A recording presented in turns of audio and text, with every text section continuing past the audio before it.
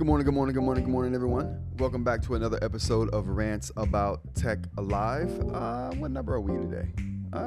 Wow, we're almost at 300. Number 296. Wait. 296? I don't think that's right, chat. I don't think 296 is right. We ain't that close.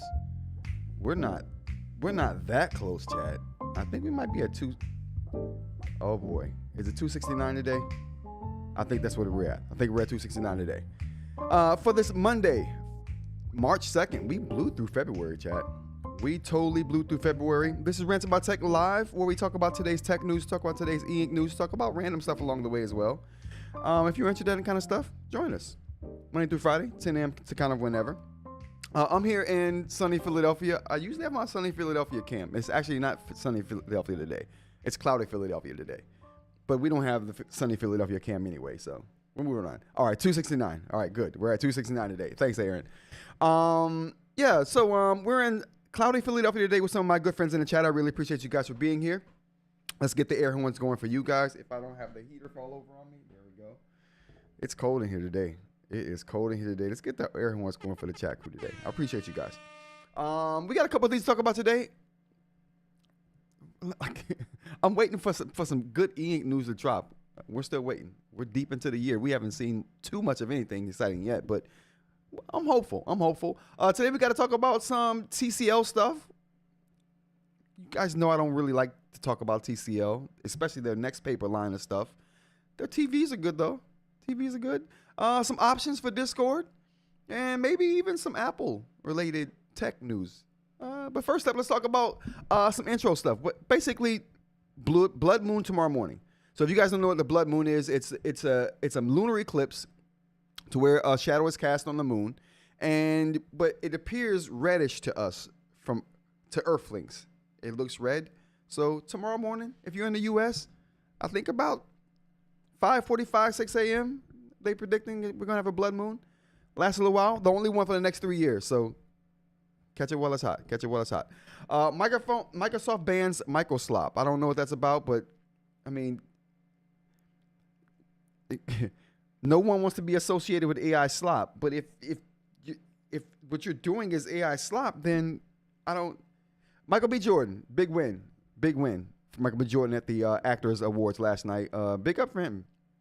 I thought he did a pretty good job in that Sinners movie.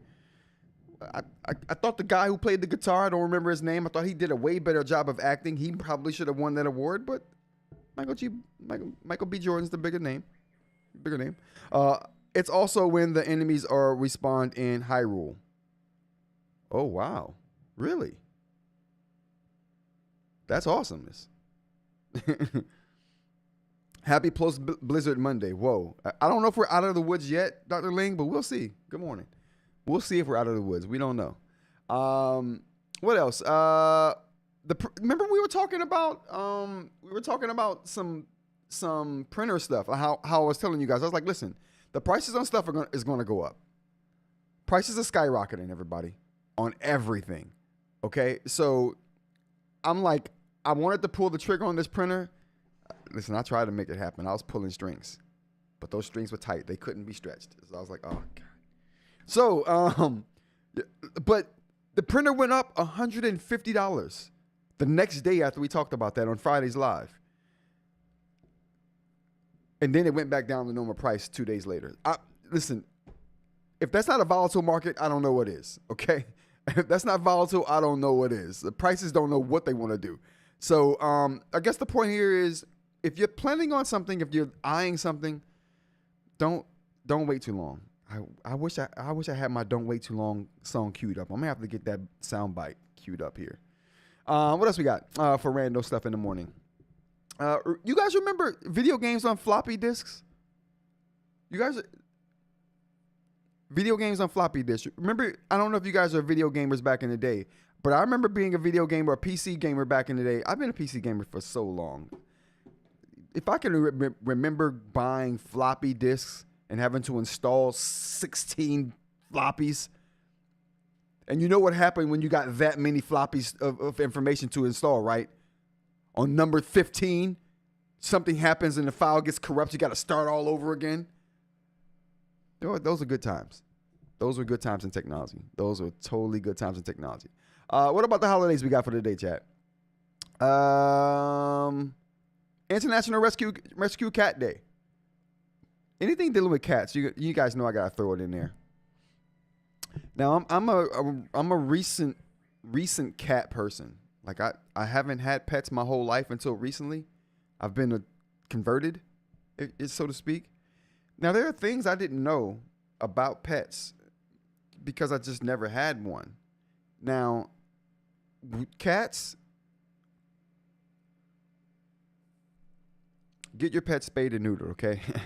Get your pets spayed and neutered. I thought it would. I've never been around a cat that was in heat, so I'm like, oh, this would be a fun experience. Don't get her fixed, let her rock out. You know what I'm saying? We'll coach her through it. It'll be fun. No, it's not fun. All night, howling, like she's in pain. Like it's got to be painful. It's got to be painful. It sounds painful, and it just gets progressively worse and more tonal as it goes. It just doesn't. I don't know.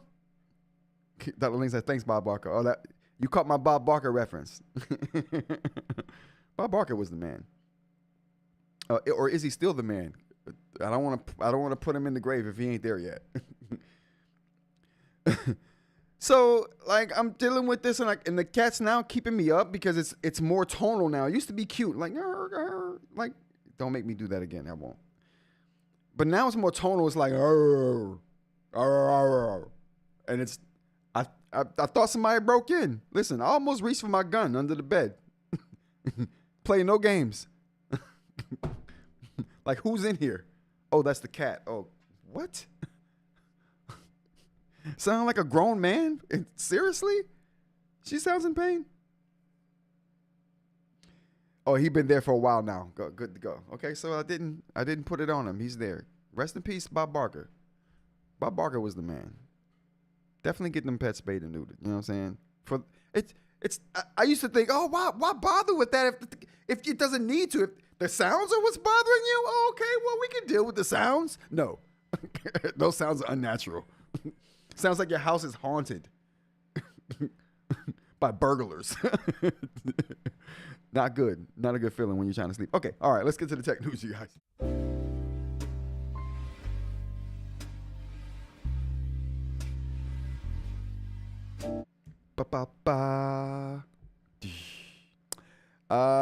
Drew Carey carrying the torch, no doubt. Big up to Drew Carey.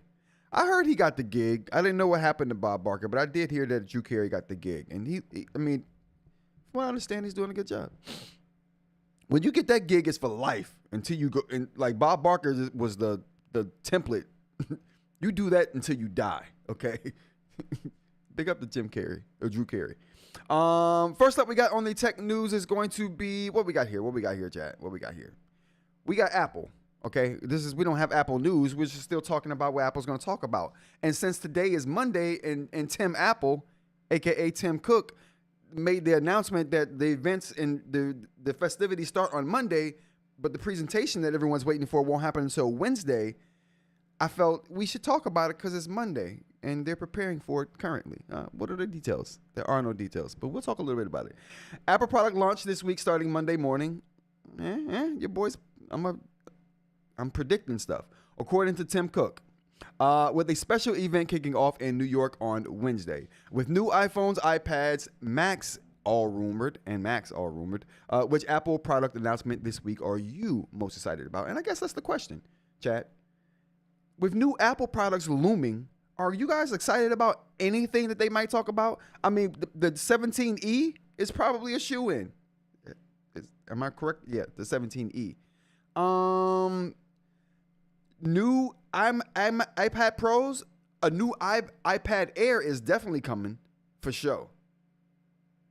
It sucks because Amy just bought a new one, and she's not the type of person to take it back because it's something new just came out. I will. Let me have bought an iPad, and then I heard that they were releasing a new device within 30 days of me buying it. That thing's going back. We're holding out for the new sexy. Okay, that's what we're doing over here. So but yeah, so I don't know what I'm excited about. nothing really, to be honest with you. I mean, until they release the foldable iPhone, you know what I'm saying? I'm cool. What could sway me? I don't think anything could really sway me. The iPhones really don't do it for me. And unless I think the foldable is going to do it. I like the stoutness of their supposed design of the foldable. We don't know what they're going to do, but I like the fact that it's going to be the wide one instead of the candy bar shaped one, which I do not like at all. And that's probably the thing hindering me from buying most foldables right now. What else can I? That's it. Foldable iPhone. That's what I'm looking forward to. If they're not coming with that, I really don't care. Okay, I really don't care. Nothing else moves me. What else we got on the tech news list? Discord alternatives. I felt like since the thing had popped off the other day, and we considered for a brief moment until Discord backed away from their stance on the verification process, total shady verification process, we were thinking about leaving. I posed questions to the chat. We were all going to, I was at least going to make another like rants about like community page somewhere. That was definitely going to happen. And it still might. But I figured we might talk about some of the alternatives. Let's take a look at it. Since someone conveniently wrote up an article for us, they were like, listen, we realize these guys are in peril. Let's help them. Let's write an article talking about all the things that they could be thinking about and the services they could be thinking about migrating to. It's a migration, okay? It'll be a grand exodus. All right, let's talk about it, okay? Discord alternatives. Is it Stoat or is it Stout? Has anyone ever heard of this? I don't.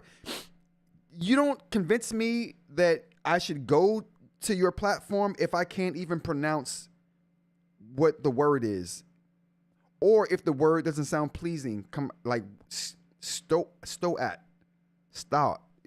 Somebody help me. All right, formerly Revolt. Stands out as the closest Discord alternative in both design and usability. As an open source project, it gives users more control over their data and appeals to those who value privacy and transparency. You guys know I don't care about privacy. I mean, it's been invaded every day from companies I deal with on the regular. So I've kind of just, if you can't beat them, join them. Overall, the platform is fairly easy for Discord users to pick up, offering similar text and voice channels as well as community servers. However, Stoat, that thing is a relatively new platform launching in 2021 and still faces growing pains. Recently experienced server capacity issues and the occasional lag during user surges. I mean, I don't think we'll have that kind of problem where we're at and what we're doing, but it could be a thing. It could be a thing. Where are we at? Oh boy, that didn't help. Okay, there we go. This is onboarding. Feature support isn't yet on par with Discord's, and onboarding can be slow at times, especially when the platform's popularity spikes. For those willing to trade a bit of stability for increased privacy, though, blase blah could be worth a try. I don't know. The name doesn't inspire confidence that I want and should use that service though. What else we got here? We got Element. Never heard of Element either. If you guys have any Element experiences, let me know in the chat. For users who prioritize privacy and control above all, again, privacy. I guess the alternatives are just privacy driven. What do we got? The Rock says, I predicted on a live that Discord would lose ID data. I stopped clock it right twice a day scenario. Oh, okay, no doubt. Well, I mean, they're pulling back. I think they're gonna. I mean, I think they're pulling back to reassess what's going to happen with the fallout. I don't think they're going to push forward with it. To be honest with you, I don't see them doing it. Especially with the reaction that they got, with people just pulling out, like, okay, we're going somewhere else. So I don't know. I don't think that would be a thing, but we'll see.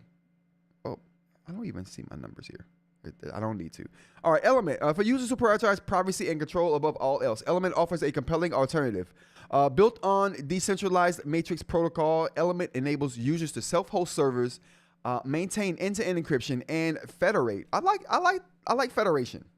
I like the decentralization of communication. I do like that aspect of socials, certain socials like Blue Sky and Mastodon. So I don't know how that would work here, but it sounds interesting.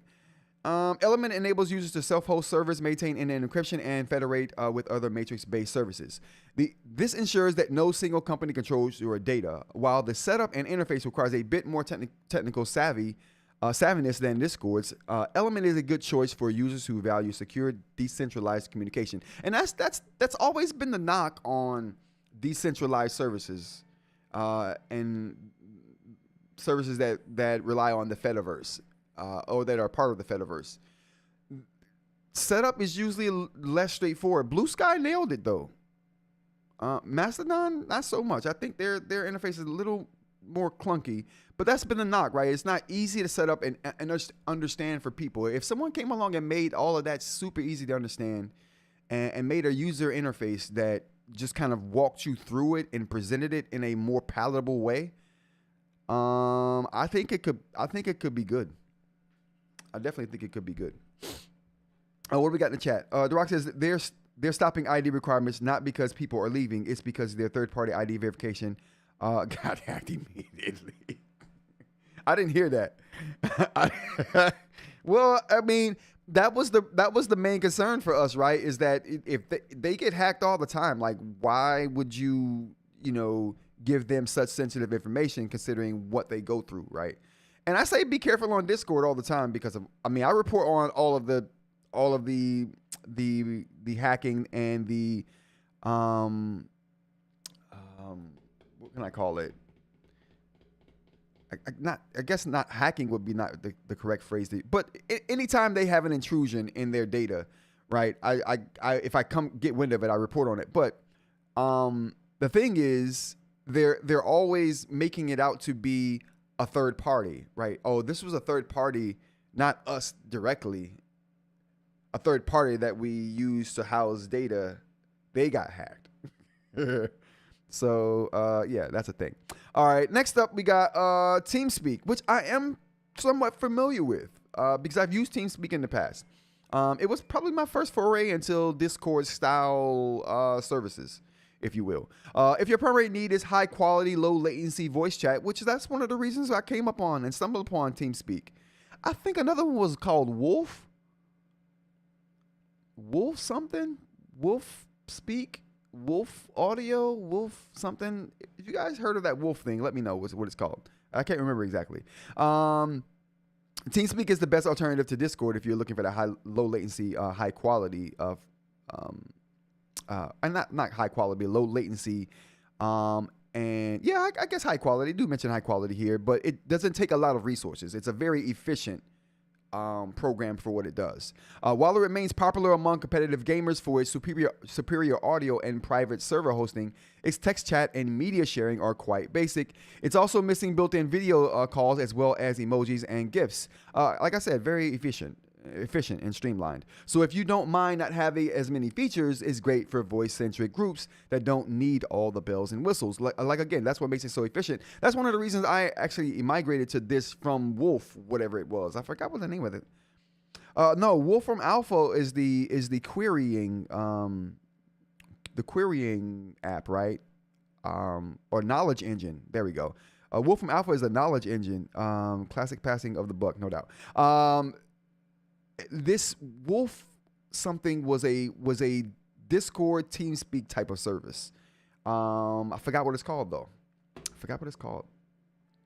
Anyway, similar to Stoat, TeamSpeak has experienced a surge of new users, prompting the platform to expand its hosting capacity. In February, TeamSpeak introduced 2 new regions for community creation, which is Frankfurt 3 and Toronto 1. I'm assuming that they're in Frankfurt and in Canada.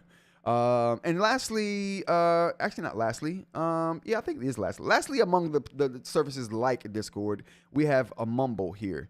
And Mumble is a free open source voice chat application. Like TeamSpeak, it provides high quality, low latency audio and allows users to host and customize their own servers. I have used Mumble, and another reason why I was using Mumble is because it was super efficient as well. So not a lot of the bells and whistles, although I think it has more bells and whistles than TeamSpeak. But it may not be as efficient as TeamSpeak either. Users hosting can customize their own servers. However, its interface is outdated and lacks some of the features found in Discord, making it more ideal for hardcore gamers focused on voice chat rather than community building through video calls. Yeah, right. Media sharing and screen sharing. Oh, we have one more here. Disclosure. Disclosure is one I haven't heard of either. Those who prefer long-form organized discussions over rapid-fire chat may find Disclosure more appealing. As an open-source forum platform, Disclosure supports threaded discussions, making it ideal for educational groups, professional teams, and communities that value in-depth conversation. However, users looking for instant messaging, voice, and casual group chats may find it less familiar than Discord. And then they also mention some things about Slack and Signal and WhatsApp, which aren't really the kind of services I'm looking for, but they have some information there. As always, I linked everything I'm talking about today in the description of this video. If you want more information that I didn't cover here, you may find it there. Whoa, where are the numbers at? There we go. All right, so moving on. What do we got next here?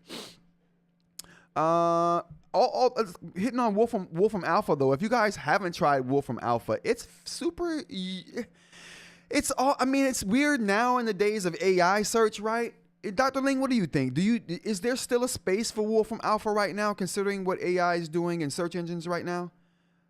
I know it's a knowledge engine, right? It can give you a lot of stats-driven information, but AI is good at doing that now too. So. And do you think Wolfram Alpha was using a bit of AI back in the day when it first launched? Because I remember Wolfram Alpha was super interesting when it first launched back in the day. TCL showed its Nxtpaper AMOLED phone at MWC 2026, and one of the guys said he couldn't believe his eyes. And he clearly is not the kind of person I care about their opinion, if that's what he's saying about this, but he's the only one talking about it right now, so let's see what's going on. The details here. You guys know how I feel about the TCL Nxtpaper, okay? I'm not a big fan, okay? I'm not a big fan of it, only because they call it ePaper in some publications, and I'm just like, this isn't ePaper to any extent. Stop doing that. But they continue to do it, so I'm going to crap on them as long as they're continuing to do it. But judging from this article, there's some hope. We may never see a new one again, so we'll see. Let's look at some of the details here. By building Nxtpaper over AMOLED, TCL says its phones can now achieve more vivid visuals while retaining the level of eye comfort we've come to expect. Eye comfort. With a paper-like image sample set, the AMOLED unit and an LCD one, albeit an older TCL model, the reviewer noticed that the former was noticeably more color accurate, displaying the brownish tones no matter if it was dimmer or brighter. Noting that the brightness of the AMOLED unit wasn't just a little past, or was just a little past 50% mark when it matched the LCD variant's max brightness. So basically saying that 50% brightness on the new AMOLED display was as bright as, if not brighter, than max brightness on the LCD display of last year's phone. TCL notes that the new phone can reach a peak brightness of 3200 nits under outdoor sunlight. There's still a matte texture display or matte texture on the glass panel display. TCL is touting the device for its improved polarization rate or the efficiency of its light emissions, with a 43% improved emissions over its predecessor. Blue light reduction is also dropped as low as 2.9% over its predecessor, which they say helps with eye fatigue, which there's conflicting information sometimes with this eye fatigue and blue light thing. But there it is. While what TCL showed me was a mere concept phone, notes the reviewer, some functions like the Nxtpaper key weren't working fully in the demo unit. The company says it's confident the technology will eventually reach the market. It's confident that it will eventually reach the market. Now, I hope it never does. And the tinge is a little tinge, but it's tingy, the tinge of doubt in that statement says that we may never see another one. And that, I don't know why, but does my heart some good. Let me get the heart emojis out here. Let's get the heart emojis, because that does the heart some good. Oh, boy. Get the heart emojis out here. I love that. I love that. Let's never see one of these again. I know some of you out there love this, but I feel like it's probably still useful for doing assignments in school, but I'm more of a math lab user. Okay. No doubt. Yeah, I mean, it could be, like I said, stats is what I see it being big for. So you don't like, oh my goodness. Of course, Aaron. Aaron. Aaron. You know I hate that thing more than anything. I've never not liked the device as much as I hate that thing. Actually, you know what? I'm coming around to the AI Note 2 from iFlyTech. Oh, it hurts to say that. It hurts to say iFlyTech. It does. I'm coming around though. Everybody likes that thing except me. You know what? Somebody got to hold the candle. You know what I mean? Somebody got to hold the candle. That'll be me. I'm holding the candle. Midge, how's it going? Mitch, we were just talking about my hate and disdain for the TCL Nxtpaper 60 and how there's a tinge of doubt in the person who responded to the reviewer's question of this device making it to market. There was a tinge of doubt there that it could make it. He's like, he's almost certain that it's going to make it to market. Oh boy, I love that. That made me feel good. Which do you hate more, Nxtpaper or iFlyTech? Whoa. Ooh, that's loaded. That's loaded. I got a flutter in my heart when I read that. ePaper. Yeah. With this ePaper thing, they kill me. I'm going to have to go with Nxtpaper. I have to go with, I hate Nxtpaper more because they're the ones with the fake marketing. At least iFlyTech gets the marketing correct. And from their device looks good. I'm not going to hold you. I've gone on record as saying their device looks good, and it does. I still wanted to hate on the Oz. Good morning. How's it going? I hate Oz. You too. You've been around here long enough to know that I hate the Nxtpaper. You guys are just, all right. Yeah, I just got it. You guys are trolling. Let me get back to the stories. You guys are trolling now. Yeah, that's not good. I hope they stop it. I really do. Anthropic tells the Pentagon to kick rocks. Okay. No lie, I love the little printer sounds that sometimes come through. All right, so it's the Form 4 over here. I got the Form 4 doing work while we on the live stream. Okay, like never have your printer having that printer's going to never have downtime. Where is it? Oh, there it is. Can we? Oh, you can't even see it because of the chat now. Where is it? There we go. Right there. Oh.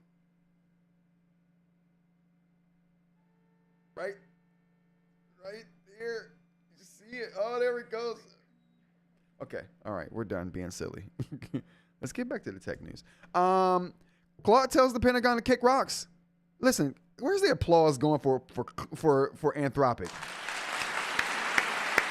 Listen. Listen.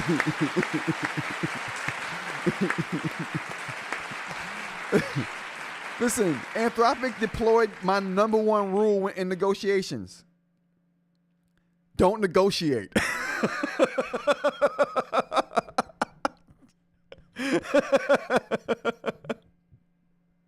Yo.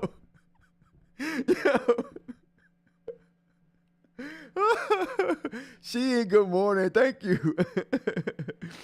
Oh my goodness. Yeah, don't forget to drop the like in the chat or for the video. Oh my goodness. Thanks, Eink. Oh my goodness. Listen, They deployed my number one rule. They deployed my number one rule when negotiating. Don't negotiate. just don't. It's a lose-lose situation. Listen, I applaud them because they stood their ground. They was like, okay, we'll blacklist us. I'm not gonna like sacrifice my principles for a job. Listen, I've staked my life on that plenty of times. Like I've walked out of jobs because I won't sacrifice my principles and what I believe in and how I do things. Listen, I don't care. Money comes and goes. My principles, steadfast, bro. Steadfast on them. Chill out. I applaud that. I love that. One more applause for Anthropic. For not sacrificing on their principles, saying, listen, we have principles and we stand on that.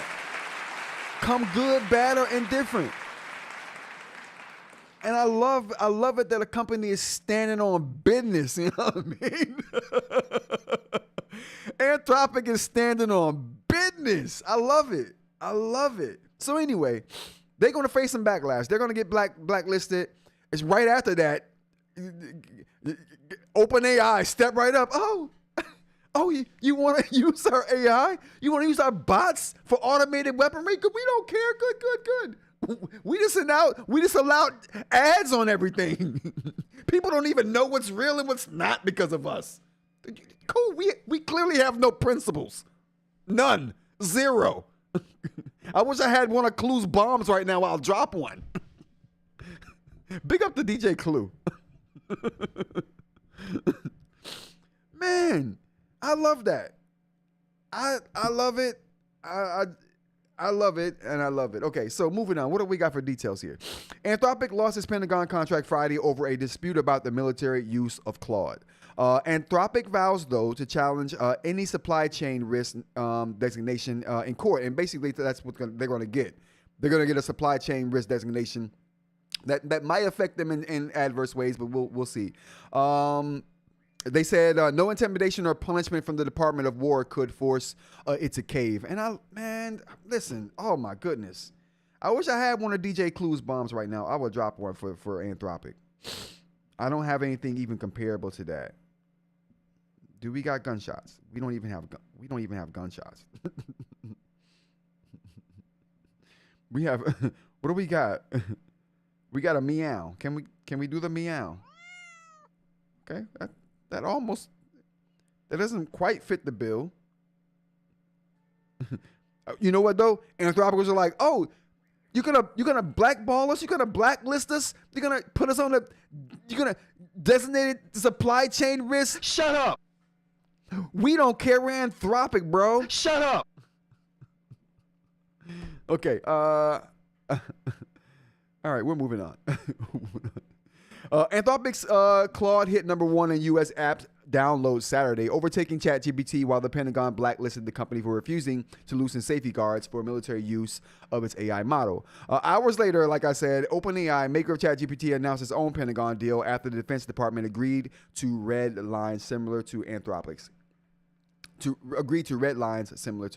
So, yeah, I guess the company with some morals and principles lost out to a company with no morals or principles. We know how that goes, but yeah, I think that's hilarious though. Al says, here comes Skynet. Listen, Skynet's been on its way for a long time, bro. Do we know anything about the Oracle AI deal with the government? No. Well, I mean, other than Oracle getting huge subsidies, right? And Oracle's in a consortium of companies that have deals with the government for building AI data centers. Now, above and beyond that, I don't know anything. All right, moving on. I think the last thing we got up here is going to be about Paramount outbidding Netflix. So Paramount buys Warner Brothers Discovery, and Netflix lost out of that deal. Apparently, this is going to be what it is. Like this has been a long saga, and I've never been able to put this is the end of it stamp on it. But I think this may be the end of it, chat. This may be the end of the saga. What do we know? Hollywood history was made this week. Paramount Skydance bought Warner Brothers Discovery for a whopping $1.1 billion. That's a billion with a B. The mega deal upended Netflix's previously accepted offer, which they didn't count that in billions. They counted in dollars per share, but I'm sure it reached up there. In a statement, Ellison also pledged to keep the 45-day theatrical window. Netflix was going to bring that down to about 17 days. So Hollywood clearly is happy there. And he promised the merged studios would put out 30 films a year, but there are many skeptics on that particular point. The saga is not over yet. So I guess I answered my own question here. The saga isn't over. The deal still has to get past regulators in the U.S. and Europe, which Richard says, I don't know who Richard is, he thinks will happen. But Paramount Skydance will also have to pass muster in California, the fourth largest economy in the world. State leaders say they'll challenge the merger there. So we'll see what happens in the end. But it looks like it could be over. And we got conflicting numbers here. We got 111 billion and then 1.1. I think it's 111 billion. That sounds better than 101 billion for no reason. All right. And that is the tech news for today, chat. What do we got? We know why this happened, but I can't say it. LOL. Yeah. Truski. Brewski. Now they LSs control all our media. I mean, CNN's a big part of that, and I rely on CNN for a lot of news. So I'm just wondering how it's going to affect CNN. That's my biggest concern. I don't really care about much of this other streaming stuff.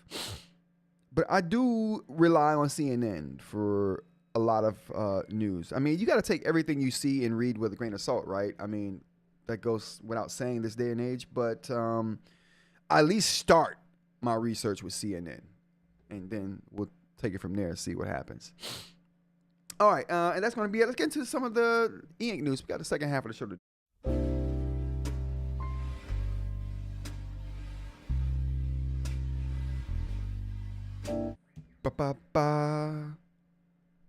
CNN is cooked. Yeah, we'll see. That's the only thing that bothers me, Dr. Ling. That's the only thing that bothers me. We'll see what happens. Now, we don't have much eInk to talk about, but there is one topic that was brought up in the Discord that Vladimir Kostic brought up in the Discord. And if you don't know, we have a Rants About Tech Discord.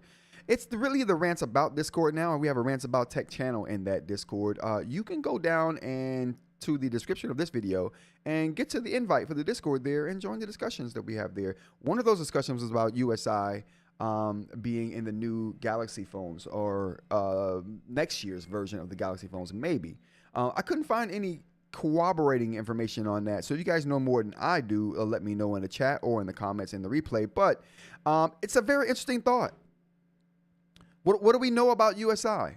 And this is in the eInk section because USI is starting to take over eInk devices. A lot of the top tier devices are using eInk or a USI as a stylus. What are we calling it? Format, platform, standard. There we go. As a stylus standard. What are we thinking? Now, I personally think that because it's cheaper, it makes it a compelling option for anybody making something in there trying to bring down the cost, right? As I just mentioned at the top of the show, costs for everything electronic related is going to go up. With hard drives becoming scarce to find and manufacture, people who were manufacturing hard drives are now pushing a lot of their focus towards manufacturing RAM and graphics chips and microchips. So it's a big push towards creating data center equipment, and anything that deviates from that is going to take a back seat, in my opinion. And that's been bared out over the last 6 months in the industry. Again, hard drives, a lot of consumer facing manufacturers who make hard drives, Western Digital, who else? Samsung themselves, they make hard drives for consumer facing vendors, and a lot of that's gone to the wayside. They've either pulled back on that production, or they switched production to higher margin production, and that usually is their higher end devices and electronics. So you may not, and I liken this to what happened with cars over the pandemic, and how people weren't making entry-level cars during that time because there was a shortage on a lot of the components, and they wanted to put those in devices or cars that had higher margins, like they're more expensive models, right? And I think that's what's going to happen here, not just reserving things for higher end models, but switching from making consumer-facing products to just industry products, right? And that's happened a lot through the industry as well. I just paid $200 to replace a drive I paid $70 for 2 years ago that failed. Well, along those lines, not even 2 years ago for me, I spent $100 on a 2 terabyte drive not 2 months ago. That same drive is $250 right now. That's double the price, over double the price, right? And that was just 2 months ago, people. You know what I'm saying? It's because those consumer-facing products are getting scarce because manufacturers are putting all of their effort and money behind and resources behind things for the industry, right? Graphics chips, data center components, which they're all one and the same these days. Says anything with rare earth metals will get more expensive. Exactly. Rare earth metals, that's another thing that people are trying to find extra markets for because it's becoming increasingly rare and more expensive to get. What day did this deal go through? This deal went through Friday. Aaron. Won't talk about whoa. Your boy Epstein or Gaza. Yeah. Well, we'll see. We'll see what they talk about.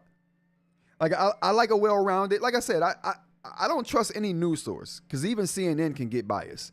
So I don't trust any one particular news source. I gather both sides of the story and then I do research and then I form my own opinion from multiple sources because you kind of have to these days. It sucks, but you have to. In order to get the full picture, you have to do that kind of research today. It used to be you could be lazy about your news gathering. You know what I mean? It used to be you could be super lazy. You saw a headline, it was pretty much guaranteed that's what was going on most of the time. Like even then, there was some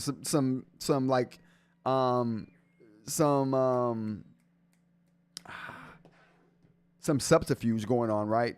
It's like there's a bit of trickery going on throughout time whenever you're talking about the news, but when you're talking about just the majority of the time, you could probably take it to the bank. Now, man, you don't know where stories are coming from now. Look at the RAM prices. Yeah, the great ramification is happening, bro.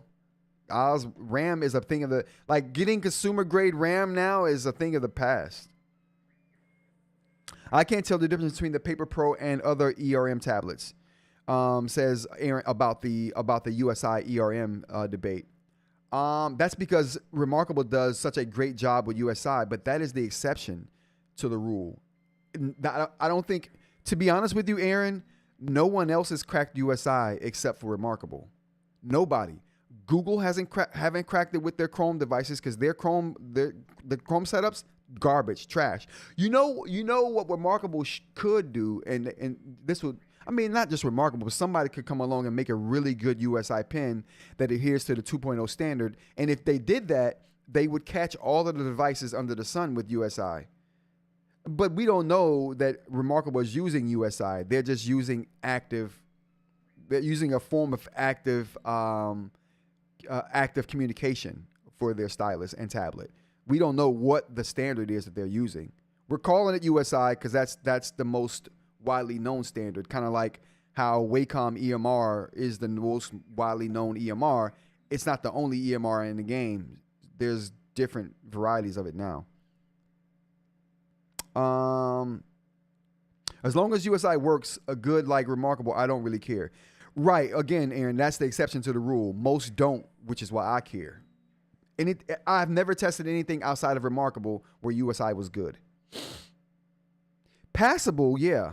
Like using the eInk Sense 2 on the Palma 2 Pro. Like, it's passable, but not very good, right? But it's the best I've used outside of Remarkable. I will give it that. But you got to use a specific pen with a specific device to get that kind of combination. And the same with Remarkable. I guess. But I think that USI is going to be. I think once companies crack how good you can get it, and then they put the money and the effort into making it good, we won't care. But as long as companies aren't doing that kind of research and R&D, then people like discerning individuals like myself are going to care about it. Palm, how's it going? Good morning. Mark my words, quality will go to crap on hard drives and RAM. We saw it after COVID with the chip shortages. High-end electronics appliances had a lot of failures. Yes, we're definitely going to go through that because people are going to try to find cheaper ways of doing it that they can sell a consumer product at a decent price. And the only way you're going to be able to do that is by cutting corners right now, because it's until you put the time and energy and money behind figuring it out. If you're just trying to find a shortcut to solution, the only way to do it right now is to make things cheaper and crappier. Are you still happy with your Kindle Scribe Color Soft? Yes. I keep that Kindle Scribe Color Soft as a reminder of what the best color screen in eInk looks like. It is the best. Nothing's changed my mind on that. And if you're looking at, I like it for reading stuff on. Like when I come in here in the morning and I'm looking at news stories, that's the device I'm reading the news stories on most of the time. Because it has a browser, so I can get to news. You know what I'm saying? It displays things incredibly well in color. So I really do like that. Like when I can use it to view stuff, I use it. Now it's not going to do when I'm note taking. It's just it's like my eInk there we go. People like to compare eInk to iPads, and I think that's such a silly comparison to make, but people do it anyway. I think, and now this isn't a comparison between the Kindle Scribe Color Soft and the iPad, but if I were to pick a device and say it's the iPad of eInk, that would be it. Because to me, iPads are the best content consumption device, and that device is the best eInk consumption device. If you're just consuming content, it's the best. I mean, I'm not the way you would. I mean, no one's grabbing eInk to go view video, right? So I mean, if you're trying to do that, then it's not going to be the best device, right? I would argue no device is, but the best one for that would be one of the Onyx Boox devices, in my opinion. Now, but if you're using eInk like most people use eInk for reading and writing, or just reading and consuming content, that's not video, right? You're going to have a good time with the Kindle Scribe Color Soft. It just doesn't. It's not a really good note taker though. So I've never relied on it for note taking. Thinking about taking notes on it makes my head hurt. But I will annotate on it. So that's been good. It's been very good for taking a screenshot and then annotating on said screenshot, doing things like that, like really quick stuff. Like nothing, I'm not picking it up to go write on, ever. But I'm still happy with it. I'm still happy with it, for sure. What else? But speaking of, with that device is EMR. That device is EMR too. So, had the Scribe Color Soft been USI, you know what? In all honesty, as garbage as the note taking is on that device, they should have gone with USI because it wouldn't have really mattered. They could have saved some money, and to me, the writing experience wouldn't have been that much different. Because like they haven't updated the writing experience yet. I'm waiting for them to do it. I wholeheartedly believe that they will. But it still feels first generationist to me. It just, I don't know. Like, it ain't on remarkable level good. The writing experience, like it ain't even on. Yes, it can't even touch Onyx then in that case either. It's the Cadillac of Kindles. It's the iPad of eInk. You know what I mean? That's how I see it. They should make a non-scribe color soft with the same color screen. They are. Believe me. The thing is, oh no. The thing is they want, a thing that's going to sell a device, right? That is going to sell this device for a while. After sales slow a bit, they're going to pump out a regular Kindle color soft with that display. And then what's going to happen is I'm going to sell that Scribe color soft and get the Kindle color soft, because that's all I'd be using it for anyway, is consumption, not writing, and I would never need this device for writing. You know what I mean? And on top of that, the flashing is like, people say that the Scribe color soft. Now, I love the Scribe color soft for what it is, which is a glorified Kindle, like the best Kindle you can buy. Like, you know what I'm saying? That's to me what that is. It's a Kindle that has writing. You know what I mean? And it's better than having no writing if you need writing. It's the best Kindle ever made right there. And the Kindles were never made for note taking, so this is no exception. This is a Kindle through and through. It just happens to have writing that's not really good, and note taking a note taking is not really good, because the writing experience and the writing feel is very good. Their pen, I love their pen. I love that pen. I wish it had some ergonomics to it, but as far as we're going with a circular pen, to me it's just a circular tube, but it's not landfill trash in the fact that it has two. Is that 2 buttons on that thing?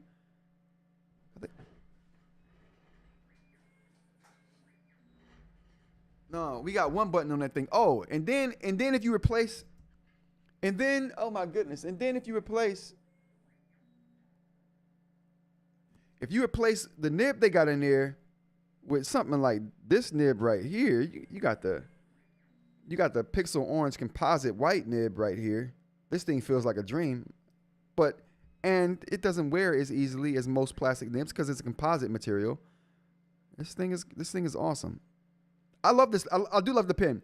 I love the soft feel of the surface of it. The button on this thing is awesome. The eraser, pressure sensitive. I love, and it's rubberized. I love that. Very minimal branding. It's white. I love that. I mean, come on. The only thing I could ask for on this is a little bit of ergonomics. That's it. Care about my fingers, Amazon. I just need you to care about my fingers a little more than you do right now, okay? Because right now you don't care about them at all. Add some ergonomics to this. We're golden. We're golden, chat. Can we? My white balance needs to be. I need to bring down the brightness. It's washed out. It's not good. But yeah, so that's the thing. I love that. I love the pen. I love the way it feels. I love how they did the texture on the screen too. They did a really good job with that screen. They just need better note-taking tools and someone who cares about note-taking to overlook the whole thing. That's it. But yeah, the writing's this. I love the way their screen feels. And it's an etched display. It's not a film over it, but it feels like there's a film over it. You can use ceramic on that. And I do. Even though I was testing out the composite nib in here. I've thrown ceramic in here. You can use the Lamy on that thing. You don't even need to use theirs. That's the beauty of that's becoming rare to have an eInk device where you can use multiple pens on. You know what I'm saying? Buy your own pen. Your crystal nib on the Gen 2 Scribe is fire. I have no issue with damage as I can tell. No doubt. I appreciate that, Aaron. There's a film on that screen too, which is great. I really do like that. I've never used the first Scribe or the Scribe 2. Is this the 3rd gen Scribe? Oh yeah, this is the 3rd gen. Gen 2 was basically the same Scribe as the first one. Just a little slight makeover and a spec bump.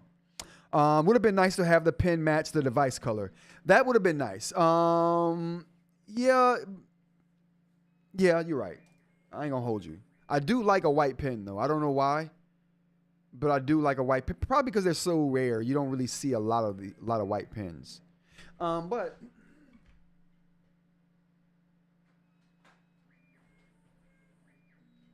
I do like the fact that is this the same color gray? No, it's not the same color gray. I do like you know what though?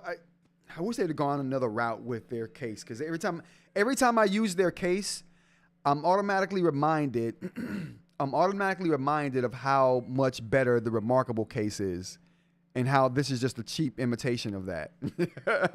Like they needed to do something way different. And it's silly and not silly, but it sucks because I really do like the way that this thing feels in the hand.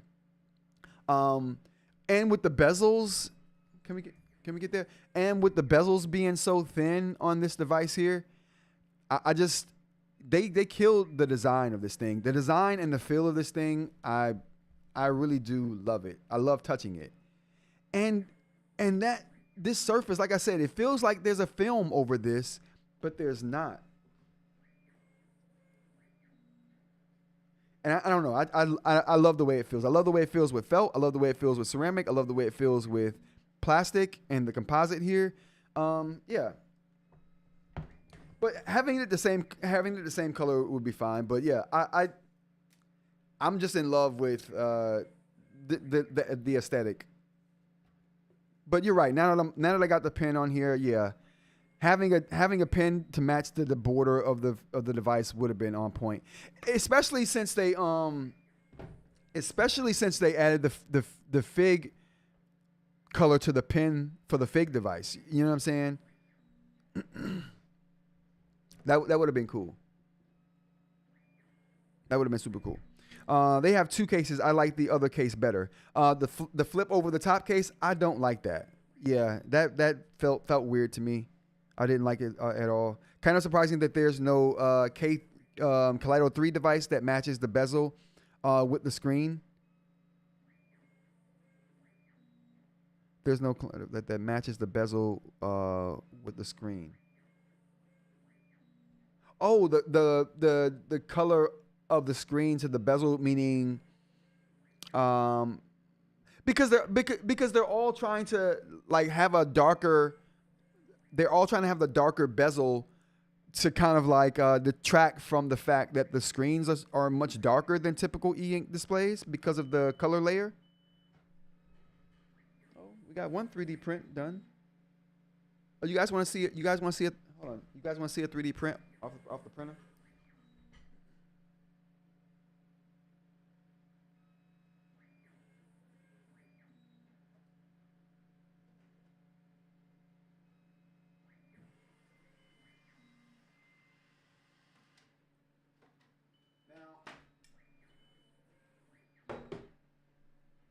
Now I had the heater in that thing going way too long.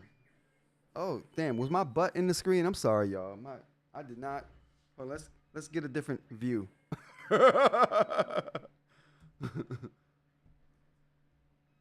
Oh, that's trash though.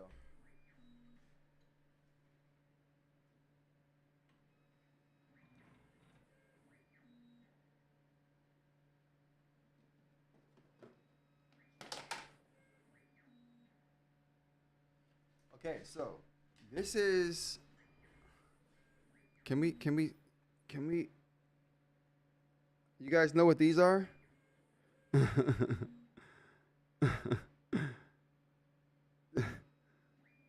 The links I go through for live demos on here. Can we? Oh, let's see. This might be even better. No, it's not. You can't really tell. You can. I guess you could. You guys know what this is. You guys know what this is. Okay. All right. Back to the printer.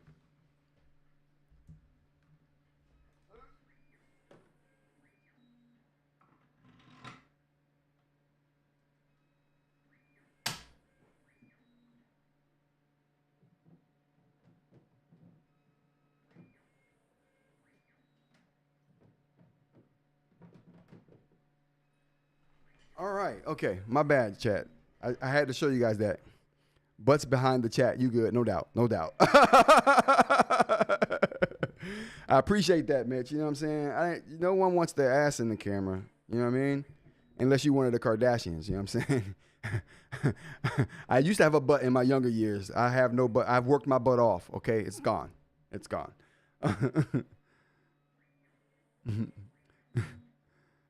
Says black man cause I'm Batman. Absolutely. Crystal Nib on the Lammy using the. Oh, I got that. Kind of surprising that there's no. Got that too. They have 2 cases. Yep, I got that one as well. All right, so we got to all of that stuff. But that was. I just want to show you guys that printer that was done there. Those are Crystal Nibs.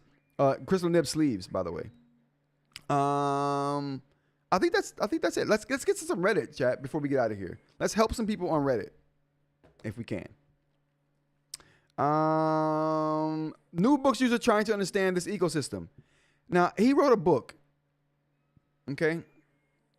If someone had to explain how they think about the device as a system rather than using individual tweaks, that would help a lot. I feel kind of vulnerable posting this, but I hope someone understands me, and maybe I'm speaking for some silent readers here. LOL. I appreciate your feedback. What did he say that was vulnerable? What, bro, what are you talking about? I also don't fully understand the exporting and transferring. All right, so this guy's got a lot of stuff he doesn't understand about the system. You just got to go through this kind of stuff, bro. You just kind of have to play with it. You kind of just have to play with it. Famous last words. Made a free app for pairing Bluetooth keyboard for the Move. Now I thought this was interesting right here. I didn't know you couldn't do this already. And we got the in-house developer here, Mitch. Like, I thought this was a thing already on the Remarkable devices.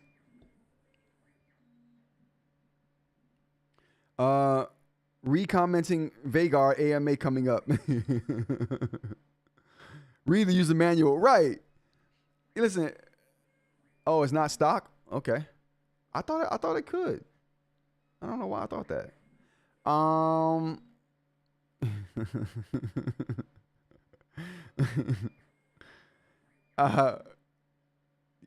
That was just when you're like, oh, help me learn how to use this device. It's like you just gotta have to play with that stuff, man.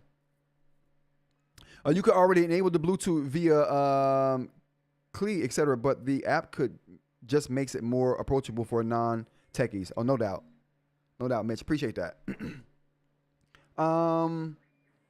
Yeah, very cool. Very cool. I like that a lot. New Lenovo yoga pins. I haven't been hearing much about new yoga pin from Lenovo. Even though it just arrived earlier today, I've been impressed with it and feel it could replace the Precision Pen 2 as the go-to Windows stylus. And these are Windows stylus here. And I'm interested in any new Wacom or any stylus designs rather. And these just look run of the mill to me. Yeah. What tech we got in here?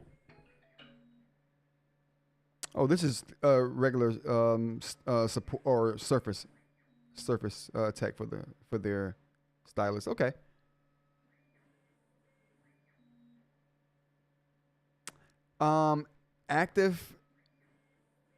Active AES. I think AES is what is AES?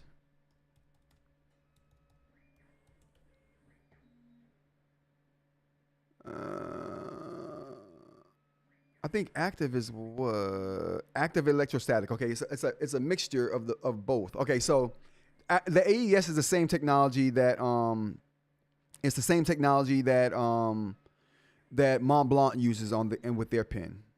And it's a combination of active and electrostatic, whereas the tip of the pen is the electrostatic.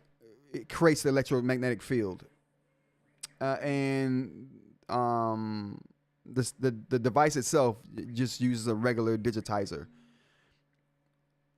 So you don't need. I think that it negates the need for any kind of special equipment on the actual tablet.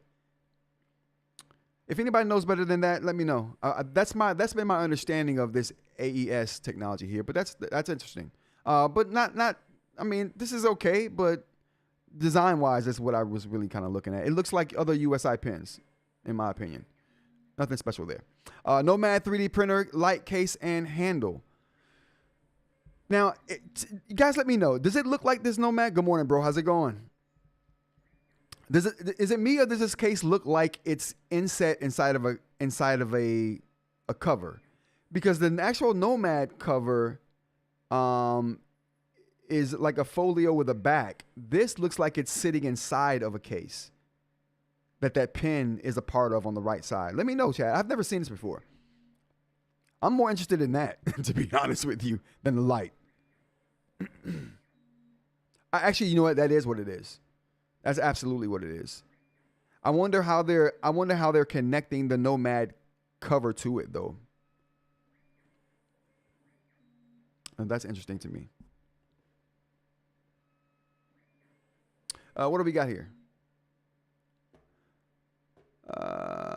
Next up, we got lucky with the Remarkable 2 for $130. Good on you, bro. Okay, so checking my local marketplace for offers. This one got put up just before I happened to check.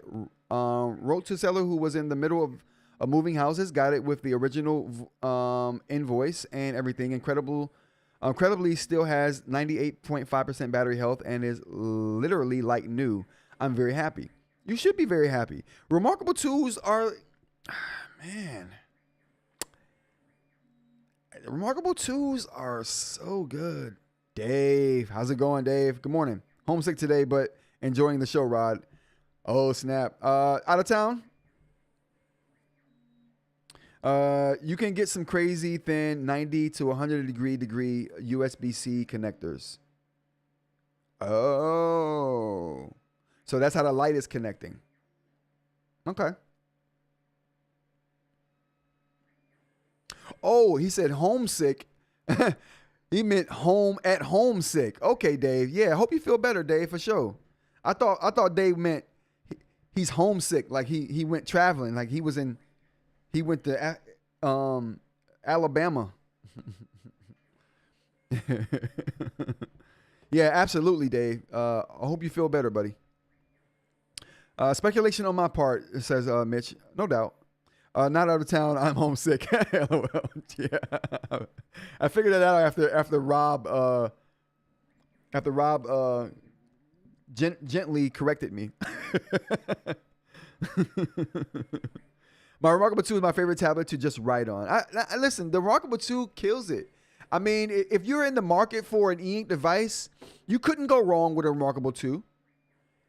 It's been around forever, and there's no end in sight. Honestly, literally, there's no end in sight. Me and Mitch were talking about this on a live not too long ago, where we were talking about they haven't even listed when the end of support is going to end, and or the device life will end, and even then, after they announce that date, it's going to have 5 years of support after that. No end in sight, people. Listen, Remarkable 2 is a remarkable device, okay? There is an end in sight. Accessories are selling out and not being restocked. Oh, Mitch, you just ruined it.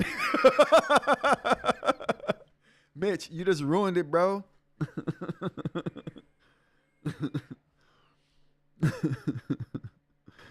Oh, my goodness.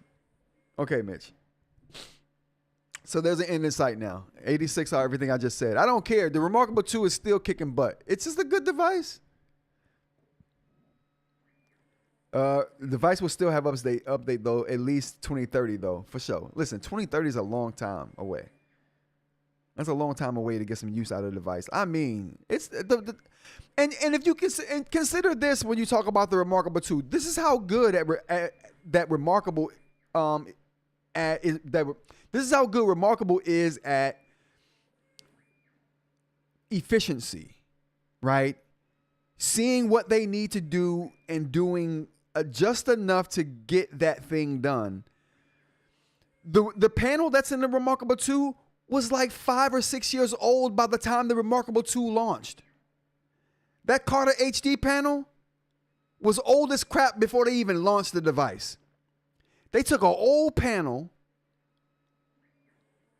coupled it with 2 gigabytes of RAM. No, maybe 1 gigabyte of RAM. I think the Remarkable 2 got 1 gigabyte of RAM in that thing. It's probably got an 8 gig hard drive. I'm playing, and it might be true. I haven't checked it in a while. Yeah, 1 gigabyte of RAM on that thing. A 5 or 6 year old panel, 1 gigabyte of RAM, and am I wrong? 8 gigabytes is yep. Yeah, 8 gigs. Yo. See? I had forgotten. Listen, I literally was trying to pull an absurd number out of my ass on that one. And just hit 8 gigs and was like, oh, that's right. Okay. Yeah. They did the bare minimum. It didn't matter. You know why? They had a vision, and that operating system is so user-friendly. Me and Aaron talk about that a lot on the live stream too. The operating system is so user-friendly. And Mitch brings this up a lot as well. One of Mitch's young kids could pick this up and learn how to use it in 5 minutes. Mr. Ed could have used the Remarkable. And for those too young to know, Mr. Ed was a horse that could talk. He was a horse, of course. But if there ever was a horse, I don't know the rest, but...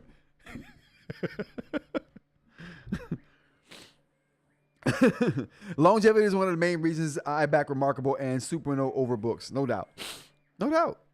I just pulled out my Remarkable 2 last night and did some writing on it. Forgot how good it really is for writing feel. I would love a better spec'd out successor. See, when they do that, Dave, it's going to sell out immediately. I'm buying it instantly. When they release the Remarkable paper, and it's coming, and it's going to, listen, I can stake my reputation on it because I don't have one. I stake my reputation on it. It's going to be called the Remarkable Paper. And that thing is going to kill. I can't wait. I just hope it's EMR. It won't be. It won't be. But man, that thing is going to be super thin. Oh, it's going to have a unit body enclosure. It's going to, they might even release a Remarkable Paper move. Could you imagine? How about a Remarkable Paper move that could just fit in your pocket? Oh, I get excited just thinking about it, chat. I get excited just thinking about that device. And I wouldn't even care if they used USI or Active because we see how good they can do Active on the Remarkable Paper Pro devices.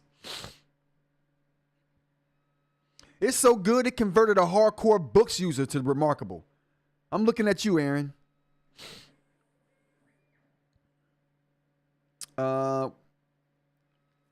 With Remarkable, it would not matter if it's not EMR. Absolutely. Yep.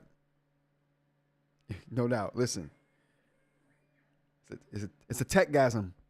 I'm having tech-gasms over here. Listen, it's a good time to be in eInk if they release that. How about a paper move the size and shape of the Nomad? Yeah. Well, to be honest with you, I think if they did a paper move device, it would be smaller than the Nomad only because the Paper Pro move is smaller than the Nomad. Technically. I think they would do. But it wouldn't even matter, Dave. If they did that, I'm still buying it. A day one. It's a day one purchase. Yep. The day Remarkable announces the paper devices, it's a day one purchase for me. Sight unseen. I don't care what it looks like. It's bought. I'll worry about the specifics later. I'm selling the Note Air 4C once I get the Remarkable Paper Pro. Oh, no doubt. Yep. Aaron, one of us. Yeah, Aaron, he's converted. Totally converted over. All right, what do we got next up here? I choose a Supernote Manta over the Kindle Scribe Color Soft. Why? I'm kind of odd, to say the least, because why are you even comparing these two devices? They're not even in the same ballpark. They're not even in the same league. I hate saying that, but it's relevant. You damn right it is. After 10 days ago, I realized my 11-year-old 6-inch Kindle Voyage was too small for my aging eyes. Once I adjusted the font large enough, the words per line are scanned. It makes reading unpleasant. Infinite Jest would seemingly take forever now. So I started looking around. I've never had a tablet, just MacBooks. I still like them, but my eyes tend to burn lately. I see the Remarkable 2, which I had heard of, the new Kindle Scribe, which I had not really been aware of previous releases, or the Colorsoft, and had never even heard of Supernote. The Colorsoft just for the book covers and highlighting, and maybe an art book or two is appealing. I start doing the crazy intense reading, watching with all we all have with the obsessive privilege of doing these days. What? I don't understand that. I've come across Supernote, modular, no color, or front light, samurai pen with ceramic nib, wire cutter, no marketing, pen on paper fill. Actually, it's not a pen on paper fill. It's really pen on paper fill. Yeah, you're right. My bad. And a Kindle app and EPUB reader and side loading. Cool.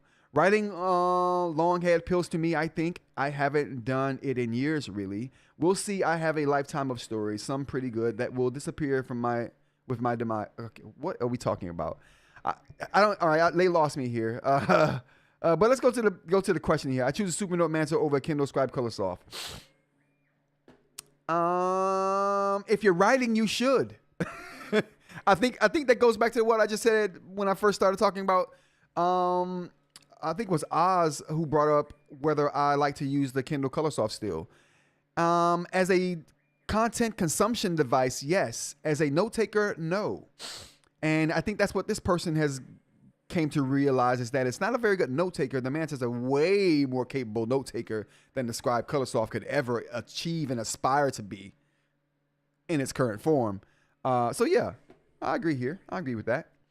What's the difference between some of the writing tools? To my eyes, a ballpoint pen, fine liner, and marker only look similar. Obviously, the thickness varies, but for example, I can't really discern a difference between ballpoint medium, fine liner medium, and marker thin. Is there really a difference? Absolutely. All right, let me explain the differences here. Ooh, Mitch, before I can even get to it, Mitch is already in the comments like, bro, let me holler at you for a second. The fine liner, it isn't even pressure sensitive for one thing. Okay? For one thing, bro. Okay? Learn the differences between pressure sensitive and not. Mitch, you hit the nail on that. That's exactly what I was about to say. Oh, person below. Oh, that hit a hell of a breakdown. Oh, no, we're not going through that breakdown. Mitch, you did the most concise job. Okay, I'm gonna elaborate a little bit, but yeah. Okay, we're not going through that. All right. Now, my breakdown is this. I don't know if I can come behind Mitch with that, because the first thing I would say is the biggest thing we're talking about here is pressure sensitivity, and that affects everything that comes after that. Ballpoint pen. Wait, is ballpoint pen sensitive? You know what? Maybe we will go through this explanation. Ballpoint, pressure affects stroke. Okay, good. Fine liner, defined not by being affected by pressure or tilt. Okay, good. Marker, pressure affects stroke with slightly. Tilt affects stroke with significantly. Paintbrush, pressure affects stroke with significantly. Mechanical pencil works almost exactly like the fine liner, but with a stroke pattern to approximate pencil. Pencil, pressure affects both stroke width slightly and spacing significantly. Well, this is a good breakdown. Calligraphy pen, pressure affects stroke width on downstroke only. Okay, that's detailed right there. And yeah, they're probably absolutely correct on that. All the above operate fully. Yeah, god damn, that's a pretty detailed explanation. And if I cared, I would read the whole thing. I don't care that much. I know their difference, and I know the differences, and I can explain them, but not to that detail. bro, when you lift the pen at 5 degrees to the north, this is what the outcome is going to be with the calligraphy pen versus the stroke pen, which is, if you want the same effect, you got to hold it 45 degrees at an angle opposite to the direction of the wind. And then when you blow on it, you get that same effect. That's detailed. Best one I've seen. Still haven't read the whole thing. LOL. Yeah, it's a lot. Not sure if I missed this. Apple announced iPhone 7e and updated iPad Air with M4 chip and more. Oh no, they probably did that this morning because today is the first day of the event. Everybody thought that was going to happen on Wednesday. Mike, how's it going? Good to see you. I thought people thought that was going to happen on Wednesday. This update. Now we gotta take a look. Actually, let's get through one more. We got one more Reddit post. Added handles to the Ultra case. I wanted to see what this guy was talking about here. I have this machine, and he said he added handles to it. Oh, he did add handles. I like that. Oh, I see it right here. Oh. That handle. When you say handle, you mean handle. Got it. I like that. It needs it too. I usually just, I rely on friction from the gloves to lift that case up. It's on a hinge, so you don't have to lift the case off like I had to do the smaller device over here. Yeah. 3 days of new products starting today. I knew it started today, but I thought that they weren't going to talk about anything till tomorrow. That's interesting. Okay, now we got to take a look.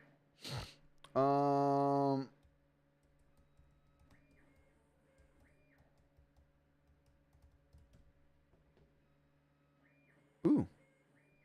Oh, live too. Oh, yeah. All right, so what we got here?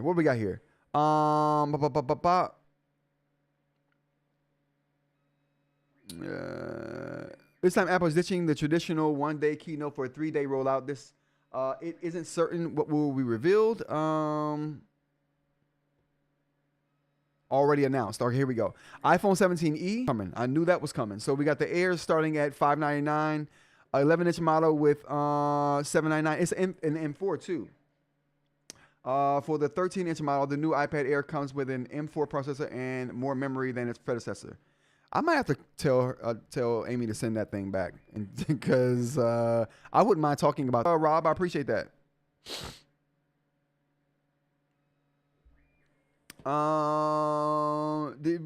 We did just come full circle back to tech news, or am I having deja vu? Yeah, we did come full circle back to tech news. Yeah, Rob hit us with some breaking news, so we had to talk about that event. We'll talk about this more tomorrow too, because I'm pretty sure they'll announce some other things, and maybe before we even start tomorrow's show, they'll have some more announcements. Maybe. Wow, that was cool. Wow, that's gonna be the end of the show today, you guys. I appreciate everyone for being here. This has been Rants About Tech Live. We do this Monday through Friday, 10 a.m. to kind of whenever we talk about tech news, we talk about eInk news, we talk about random stuff, pop culture things as well. I might change the name of the show to Rants About because we talk about so many things. We'll see about that. But again, like if you like the show, subscribe if you want to see more content like this, and shout out and applause to the chat crew for today. We got Dr. Lean, we got Mr. Mike join us today, we got Rob Perkins, we got, did I say Dr. Lean already? We gotta say it twice. We got The Rock here, we got Aaron, we got eInk here, we got Mitch. We had Dave Tabatek. I hope you feel better, Dave. We got my brother, Mr. Larry Goodman here. Where's BM? We got Oz here today as well. We didn't have BM here, but BM, wherever you at, salute to you, sir. Get the dab going. And Aaron. I think we might have said Aaron already as well. If I didn't get you, I'll get you next time. I appreciate you guys for being here. We'll be back here tomorrow talking about more tech news. Until then, everybody, take care.